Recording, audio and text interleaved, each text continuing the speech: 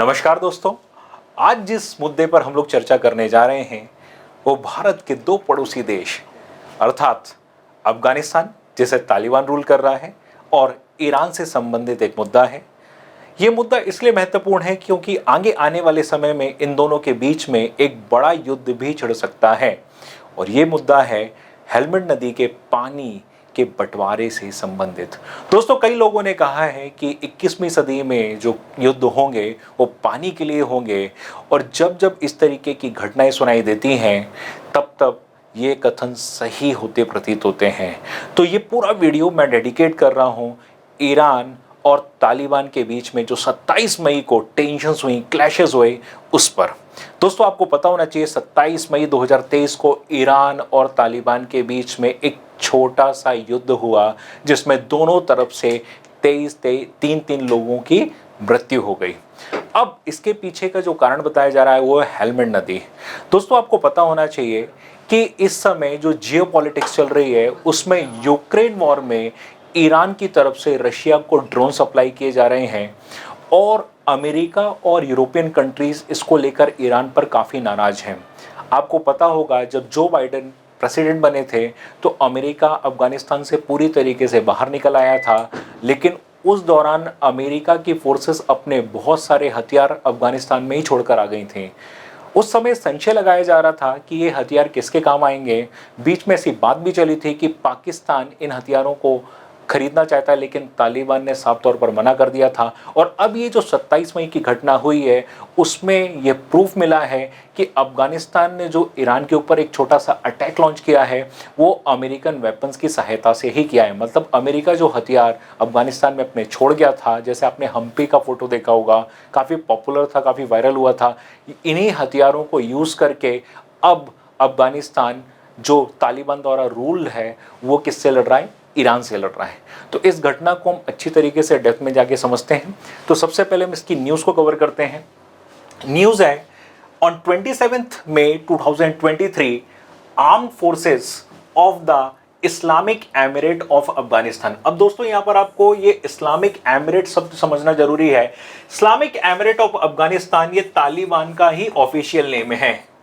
Islamic Emirate of Afghanistan Taliban का official name है। And Iranian border guards, यानी ईरान और अफगानिस्तान बॉर्डर पर जो गार्ड्स खड़े होते हैं उन्हें ईरानियन बॉर्डर गार्ड्स कहा जाता है। तो यहां पर जो टकराव की स्थिति उत्पन्न हुई है वो तालिबान फोर्सेस और ईरानियन आर्म्ड गार्ड्स के बीच में हुई है। सबसे पहला पॉइंट ये है, ठीक है।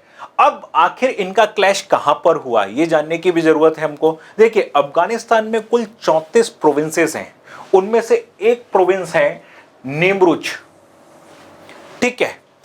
और ईरान में 31 प्रोविंसेस हैं और उनमें से एक प्रोविंस है सिस्तान और बलूचिस्तान प्रोविंस। अब ऐसा माना जाता है कि ईरान का ये दूसरा सबसे बड़ा प्रोविंस है सिस्तान और बलूचिस्तान प्रोविंस।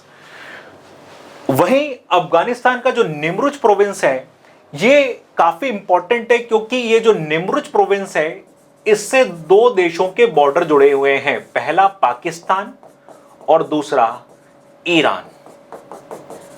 तो जो क्लैशेस हुए, जो टकराव की स्थिति उत्पन्न हुई है तालिबान और ईरान के बीच में, वो नेमरुज और सिस्तान बलूचिस्तान प्रोविंस के बॉर्डर के बीच में हुई है। जैसे दोनों देशों के बीच में क्लैश हुए, खबर आई कि दोनों ने एक दूसरे के 3-3 सैनिकों को मारा और फिर जब इनको लगा कि मामला बढ़ सकता है तो ये वहां से डी एस्केलेट हो गए। डी एस्केलेशन का मतलब जितने भी ट्रूप्स थे वहां पर मौजूद थे वो वहां से हटना शुरू हो गए। अब यहां पर जो मैप है, इस मैप में हम समझेंगे कि ईरान और अफगानिस्तान के बीच में जो टकराव की स्थिति उत्पन्न हुई है उसके पीछे का कारण क्या है। दोस्तों, आपको पता होना चाहिए कि अफगानिस्तान से उत्पन्न होने वाली हेलमंड नदी पर ईरान काफी ज्यादा निर्भर है पानी के लिए। क्लाइमेट चेंज के कारण ईरान का एक बड़ा एरिया ड्रॉट प्रोन होता चला जा रहा है, यानी सूखाग्रस्त होता चला जा रहा है और ईरान के कई सारे प्रोविंस सूखे की चपेट में आ चुके हैं। ऐसे में ये जो नदी है ये ईरान के लिए इस समय लाइफलाइन का काम कर रही है, लेकिन समस्या ये है कि ये नदी अफगानिस्तान की हिंदुकुश पहाड़ियों से उत्पन्न होती है। अब अफगानिस्तान की हिंदकुश पहाड़ियों से उत्पन्न होने की वजह से इसके वाटर शेयरिंग पर जब बात होती है तो अफगानिस्तान में चाहे वो प्रीवियस अशरफ गनी गवर्नमेंट रही हो या अभी जो तालिबान रूल कर रहा है, ये सब ऐसा मानते, इनका माइंडसेट है कि इस पर पहला पूरा हक किसका है, अफगानिस्तान का है। और अफगानिस्तान ने भले ही उनके पास अधोसंरचना यानी इंफ्रास्ट्रक्चर का अभाव हो, लेकिन काफ़ी सारे डैम्स बना लिए हैं। दोस्तों, आपने न्यूज़ में सुना होगा सलमा डैम के बारे में, जिसको इंडिया ने कंस्ट्रक्ट किया था और बड़े बड़े अक्षरों में लिखा हुआ है इंडिया अफगानिस्तान फ्रेंडशिप डैम। ये जो सलमा डैम है ये भी एक काफ़ी इंपॉर्टेंट डैम है जो कहीं ना कहीं हेलमंड नदी से निकलने वाले पानी को रोकता है, बाधित करता है। लेकिन इस बार जो क्लैश हुआ है वो क्लैश सलमा डैम की वजह से नहीं हुआ है, इसके पीछे दूसरा बांध इंपॉर्टेंट रोल प्ले कर रहा है। और ईरान के जो ऑफिशियल्स हैं, सरकार से जो जुड़े हुए लोग हैं, उन्होंने यहाँ तक कह दिया है कि हम फ्यूचर में अफगानिस्तान के उन डैम्स को टारगेट करेंगे जो कहीं ना कहीं ईरान की तरफ आने वाले पानी को रोक रहे हैं। तो सबसे पहले मैप में हम चर्चा कर लेते हैं। यहां पर देखते हैं, ये हेलमंड नदी को देखिए आप। सबसे पहले ये जो हिंदकुश रेंजेस है यहां से जनरेट हो रही है और इसे अफगानिस्तान की लॉन्गेस्ट रिवर कहा जाता है, सबसे लंबी नदी है ये। यहां से निकलने के बाद आप देखेंगे ये जहां पर क्लैश हुआ है, ये मैंने आपको प्रोविंस बताया था, ये जरांज उसकी राजधानी है। निमरुज प्रोविंस की राजधानी क्या है, जरांज, ठीक है। और यहां पर आप देखेंगे ये जो सिस्तान लिखा हुआ है ये ईरान की तरफ आता है, सिस्तान बलूचिस्तान प्रांत। तो आप इस मैप से समझ सकते हैं कि ये जो जरांज है यहां पर आपके तालिबान के ट्रूप्स रहे होंगे, सिस्तान तरफ ईरान बॉर्डर गार्ड्स रहे होंगे, दोनों के बीच में टेंशन इमर्ज हुआ और यहां पर गोलीबारी की शुरुआत हुई। रिपोर्ट्स के अनुसार गोलीबारी की शुरुआत किसने करी है, अफगानिस्तान की तरफ से हुई है, यानी तालिबान द्वारा की गई है। तो कहीं ना कहीं आप ये हेलमंड नदी के बारे में देख पा रहे होंगे कि जो हेलमंड नदी है अफगानिस्तान से निकलने के बाद होते हुए कहां पर पहुंच रही है, आपकी ईरान में पहुंच रही है। और एक तरीके से इसे ईरान की लाइफलाइन भी कहा जाता है, ठीक। अब देखिए ये जो हेलमंड रिवर के वाटर का डिस्प्यूट है ये आज का डिस्प्यूट नहीं है, ये 19वीं सेंचुरी से जनरेट हो गया था, स्टार्ट हो गया था। उसके बारे में इसका हिस्टोरिकल बैकग्राउंड भी हम देखेंगे, लेकिन थोड़ा सा हेलमंड नदी के बारे में हम बेसिक चर्चा कर लेते हैं। अफगानिस्तान की सबसे लंबी नदी है, काबुल के पास जो पश्चिमी हिंदकुश की पहाड़ियां हैं वहां से इमर्ज होती है और साउथ वेस्टर्न डायरेक्शन में फ्लो करते हुए लगभग 1150 किलोमीटर की जर्नी, यानी 1150 किलोमीटर की इसकी जो लेंथ है वो ट्रैवल करती है। और आखिरी में ये जो हमुन झील है, अब हमुन झील कहां पर है, हमुन झील की जो लोकेशन है ये है ईरान में। ये हमुन झील में जाकर गिर जाती है और यही एक टेंशन का कारण भी है, क्योंकि ये जो झील है ये भी अफगानिस्तान ईरान बॉर्डर में आ रही है, ठीक है। तो बेसिकली आप इसको मैप में थोड़ा सा देखोगे आपको समझ में आ जाएगा कि इसका जो लोकेशन है जहां से इमरजेंस है, इमरजेंस आपका क्या है, अफगानिस्तान, जो अभी तालिबान द्वारा रूल किया जा रहा है। और फ्लो होके कहां पर पहुंच रही है, ये ईरान के हमुन झील में जाकर ये मर्ज हो जा रही है, विलुप्त हो जा रही है एक तरीके से। कैसे, अब ये जो ईरान और अफगानिस्तान का डिस्प्यूट है इसकी जो शुरुआत होती है 1870 से होती है। पॉइंट वाइज आप देखते जाइएगा, इसमें हम लोग इनका हिस्टोरिकल बैकग्राउंड पूरा डिस्कस करने वाले हैं। 1870 में इनके डिस्प्यूट की शुरुआत होती है। उस समय बेसिकली यदि अपन देखें तो दोनों कंट्रीज में कोई एक तरीके से अभी भी इनके यहाँ कोई एज सच इलेक्टेड गवर्नमेंट नहीं होती है, कोई डेमोक्रेसी नहीं होती, लेकिन उस समय होता क्या था, यहाँ पर एक तरीके से मोनार्ची होती थी, राजशाही हुआ करती थी। तो 1870 में डिस्प्यूट की शुरुआत होती है। इसके बाद क्लाइमेटिक कंडीशंस की वजह से जो नदी है, हेलमंड नदी है, वो अपना कोर्स बदल लेती है और कोर्स बदलने के कारण 1896 में फिर से इनके बीच में डिस्प्यूट इमर्ज हो जाता है। 1939 में दोनों देशों के राजाओं द्वारा एक अकॉर्ड साइन किया जाता है, एक ट्रीटी साइन की जाती है, लेकिन यह ट्रीटी रेटिफाई कभी नहीं हो पाती है। तो ट्रीटी साइन हो गई थी लेकिन उसका रेटिफिकेशन नहीं हो पाया। फिर 1973 में दोनों देश के प्रधानमंत्री इस मुद्दे पर बातचीत करते हैं और एक समझौता होता है कि ईरान को 820 मिलियन क्यूबिक मीटर पानी दिया जाएगा हेलमंड नदी का। तो यह एक समझौता हो गया था और ईरान के डिमांड के अनुसार ही यह समझौता हुआ था। अब 1973 के बाद 1979 में ईरान में एक रिवॉल्यूशन स्टार्ट हो जाता है जिसे ईरानियन रिवॉल्यूशन कहा जाता है और अफगानिस्तान पर इन्वेशन हो जाता है किसके द्वारा? सोवियत यूनियन द्वारा। यानी दोनों देश इंटरनल कॉन्फ्लिक्ट्स में उलझ जाते हैं। ईरान में ईरानियन रिवॉल्यूशन और अफगानिस्तान का इन्वेजन हो जाता है यूएसएसआर द्वारा। ठीक है। अच्छा, एक और मैं आपको इंपॉर्टेंट इंफॉर्मेशन दे देता हूं। अफगानिस्तान में जो ये तालिबान है, इसमें जो लड़ाके हैं, जो लड़ते हैं, ये पश्तून से बेसिकली, और ये बेसिकली जो सुन्नी, एक तरीके से कह सकते हैं कि जो सुन्निज्म है उस पर बिलीव करते हैं, सुन्निज्म की जो आइडियोलॉजी उस पर बिलीव करते हैं। जबकि यदि मैं बात करूं ईरान की तरफ, तो ईरान में 90% पॉपुलेशन शिया पॉपुलेशन है। तो इसलिए हिस्टोरिकल बैकग्राउंड जब भी हम इन देशों का देखते हैं तो इनके बीच कहीं ना कहीं एक तरीके का शिया सुन्नी कॉन्फ्लिक्ट भी रहा है।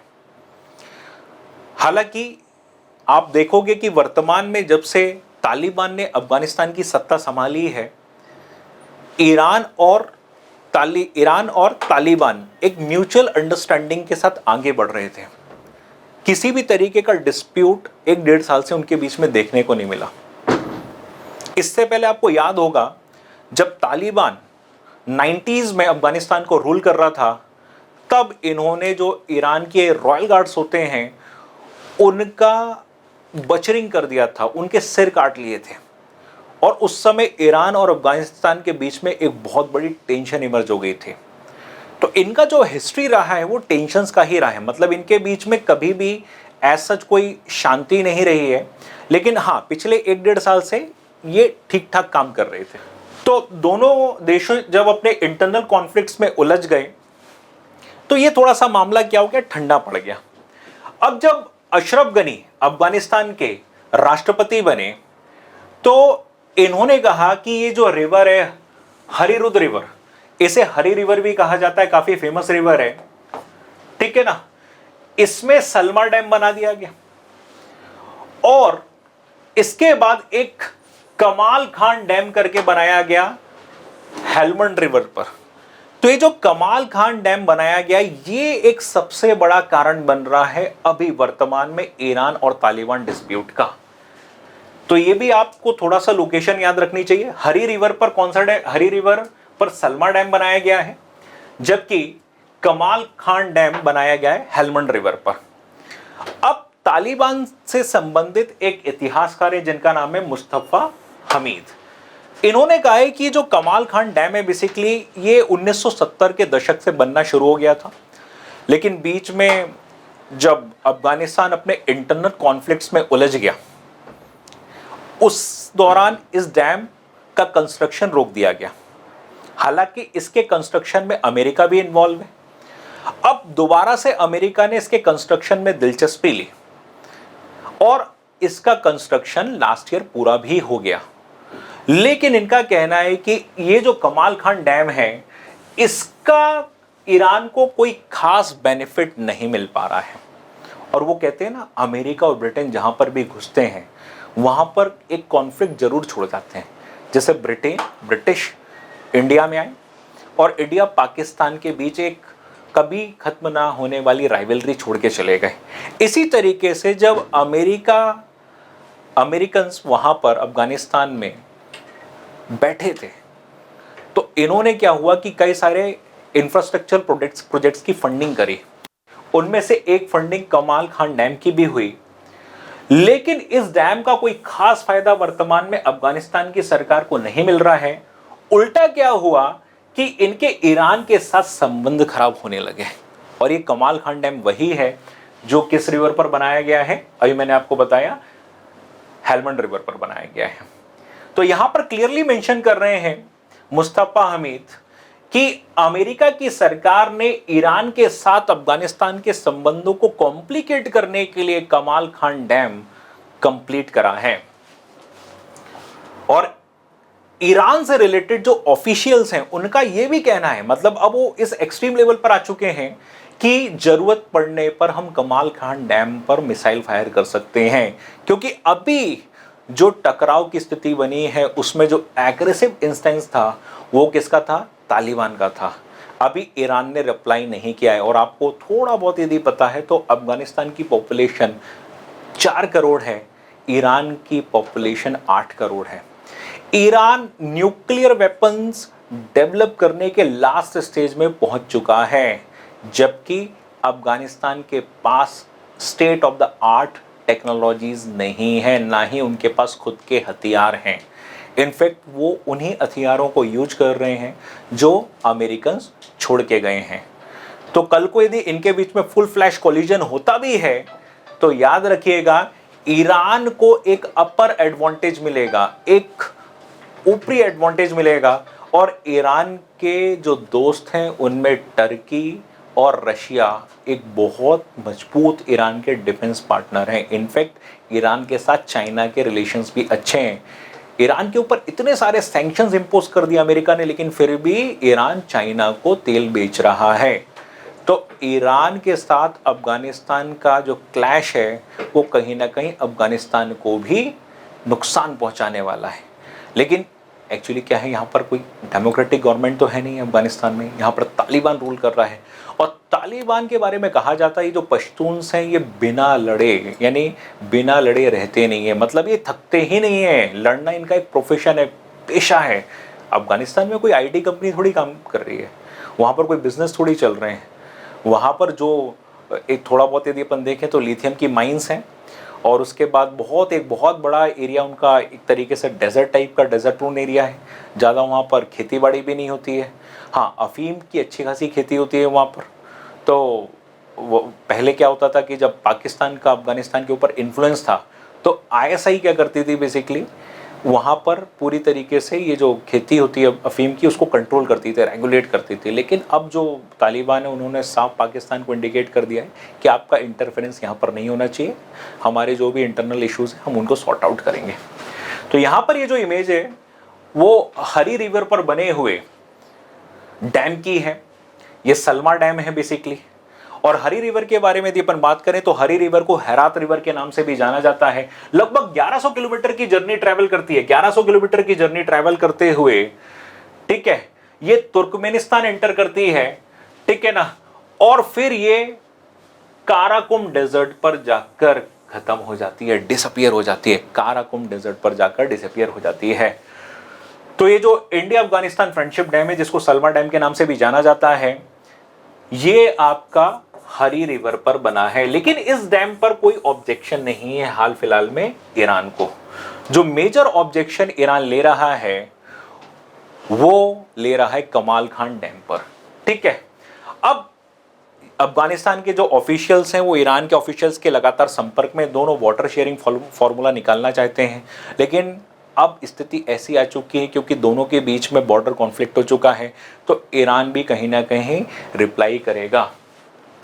अब हुआ गया कि ये जो ईरान के राष्ट्रपति हैं इब्राहिम रईसी, इन्होंने तालिबान को वार्निंग दी 18 मई को, और इन्होंने साफ कहा कि हेलमंड नदी के पानी का जो अधिकार है वो अधिकार ईरान से तालिबान ना छीने, एक तरीके की वार्निंग थी। और उन्होंने उन्होंने अफगानिस्तान को याद दिलाया कि 1973 की जो ट्रीटी है, इस ट्रीटी पर भी आप काम करें, विमर्श करें, आप अपने अनुसार यहां पर कोई भी नया फॉर्मूला तैयार ना करें, ठीक है। जैसे आपको पता होगा इंडिया और पाकिस्तान के बीच में इंडस वाटर ट्रीटी है, तो इसी तरीके से 1973 की जो ट्रीटी है, हालांकि वो रेटिफाई पूरी तरीके से नहीं हो पाई थी, लेकिन अब ईरान की तरफ से यही कहा जा रहा है कि आप इस ट्रीटी को ही फॉलो करें, और ईरान का जो राइट है हेलमंड नदी के पानी पर वो उसको दिया जाए। तो ये ईरान के राष्ट्रपति ने साफ कह दिया है। अब ये जो कमाल खान डैम है बेसिकली, इसमें कई सारे हाइड्रो इलेक्ट्रिक और इरिगेशन प्रोजेक्ट चल रहे हैं, ठीक है। और इसका एक बड़ा हिस्सा किस प्रोविंस में आता है? नीमरुज प्रोविंस में आता है। अब 1974 में इस डैम के कंस्ट्रक्शन की शुरुआत हुई थी, लेकिन 1978 में जो सौर रिवॉल्यूशन था जो अफगानिस्तान में हुआ था, उसकी वजह से इसका कंस्ट्रक्शन रुक गया। इसके बाद जो अमेरिकन्स थे वो खाली कर गए अफगानिस्तान को, फिर वही यूएसएसआर का इन्वेशन हुआ, ये सारी घटनाएं हुई। अब जब दोबारा अमेरिकन्स अफगानिस्तान में री एंटर हुए, तब उन्होंने इस डैम को कंप्लीट किया, और यही डैम वर्तमान में ईरान के साथ तनाव का कारण भी बन रहा है। तो अभी तक जो भी इनके बीच में क्लैश हुआ है, इसका हिस्टोरिकल बैकग्राउंड का ये मैंने आपको डिटेल में समझा दिया है। आगे कुछ भी इसके ऊपर यदि अपडेशन होता है तो मैं आपको ज़रूर अपडेट करूँगा। Thank you.